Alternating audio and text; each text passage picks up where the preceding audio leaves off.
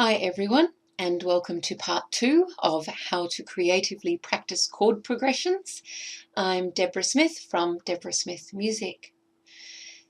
I'm currently looking at how to creatively practice chord progressions part 1, which is uploaded on Vimeo in the Deborah Smith Music Vimeo channel. It's also on my YouTube channel, DS Musicianship. And I would strongly suggest you have a look at that one first before progressing to this new one. This new one is all about singing chord progressions melodically. In other words, being able to sing chords, triads on your own.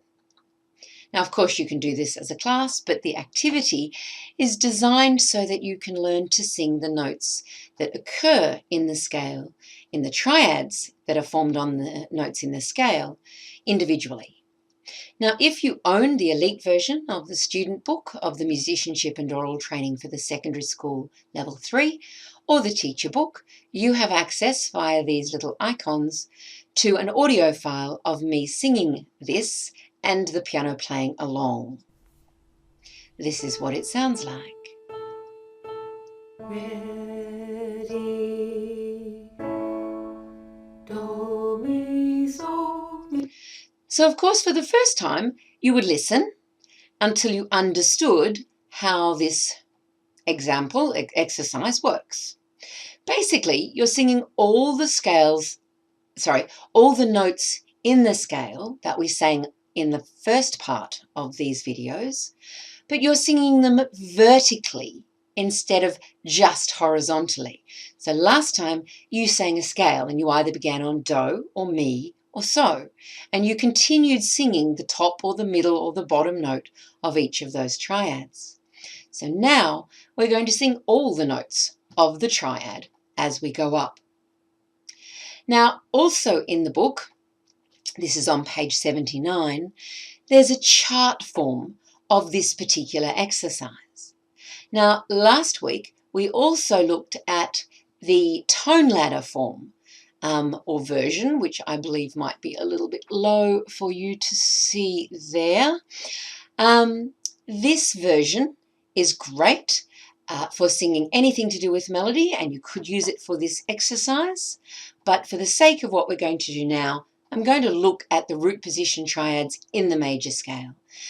We're going to sing all the notes that occur in a major scale in each triad, beginning on the root note, singing the note a third above, a fifth above, coming back down, and so that our brains start to learn the names of these chords or the quality of each chord and the note that the chord is built on, the number of the note, so the scale degree, we're going to also label.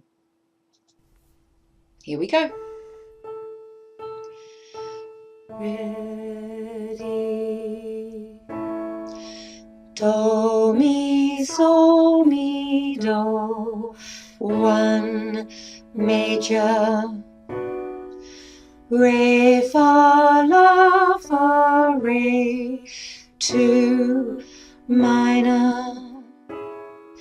Mi, so, ti, so, mi. 3 minor.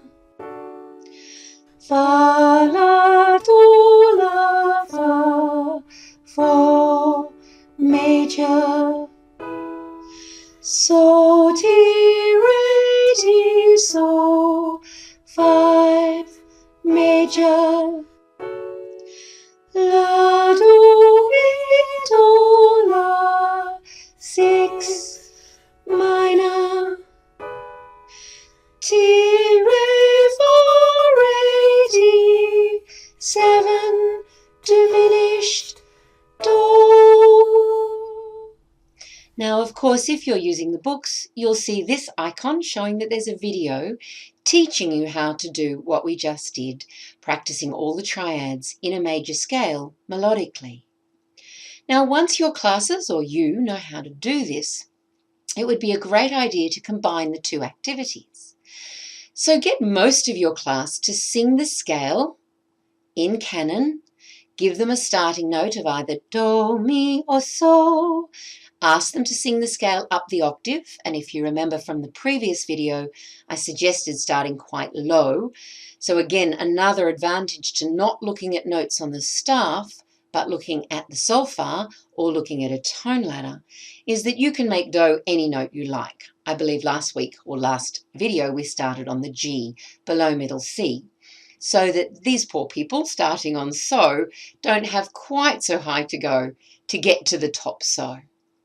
So by most of your class singing the scale following either one of these lines, beginning on do, beginning on mi, or beginning on so, one student at a time can take it in turns singing the melodic version. So you would have your class sing and hold do or mi or so, while one student would sing do, mi, do, one major. The rest of the class would move up to re or fa or la and hold them. And this is a great opportunity to teach them breathing wherever they need to very quickly and start the note again so that the chord continues on, while the individual student sings re, fa, la, fa, re, and so on throughout the particular triads of the major scale. Again, these are great activities to practice with the harmonic minor scale as well, because they're the two forms or two scale forms that chords and triads are usually based on. I hope this gives you some great ideas for more ways to practice, but trust me, I've got plenty more coming in future videos. Happy practicing.